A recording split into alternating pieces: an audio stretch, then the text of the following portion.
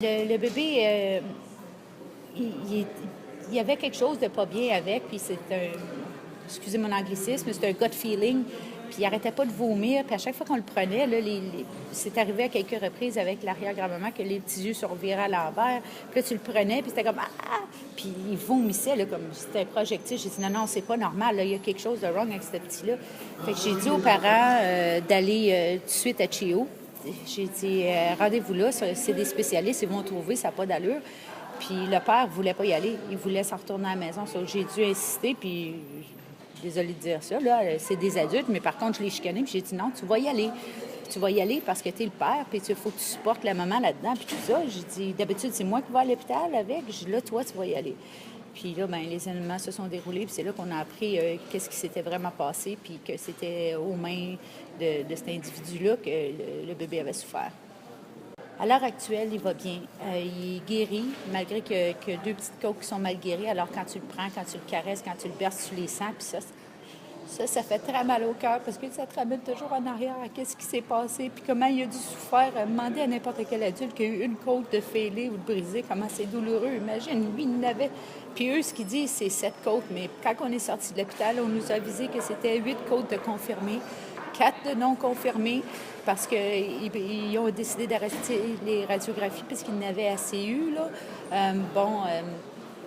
En plus de ça, ils n'ont jamais fait mention du filet en dessous de la langue qui était brisé. Puis quand il a mentionné qu'un bébé, c'était suce, biberon, puis couche, oui, suce, quand ça marche pas, il dit ça marche toujours. Ben oui, il forçait le bébé à prendre la suce. Fait qu'il y avait le filet en dessous de la langue de déchiré, son menton de fracturé.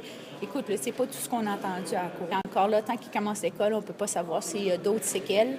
On espère que non. Écoutez, je travaille d'arrache-pied tous les jours à essayer de lui montrer les couleurs, les lettres pour essayer qu'il soit au même niveau que tous les autres petits-enfants. Je peux dire que présentement, il est très intelligent, mais point de vue apprentissage, il va savoir quelque chose, on le sait pas. Quand vous entendez 3 mois, bon, c'est ce que demande finalement la défense dans ce dossier-là, demande 3 mois à purger, les fins de semaine, des travaux communautaires, ça vous dit quoi? Est-ce que vous trouvez que c'est suffisant? Est-ce que ça... Pas du tout. Écoutez, on entend à tous les jours des situations de la sorte que des enfants ont été maltraités, tout ça, puis moi, j'appelle ça une tape sur la main. Regarde, tu sais que tu as fait mal. Si moi, j'étais pour faire un acte de la sorte à un autre adulte qui peut se défendre, qui peut dire « Ah, oh, arrête », j'aurais bien plus que 3 mois. Puis, purger la fin de semaine, est-ce que le bébé il a souffert à temps partiel? Non, c'est à temps complet.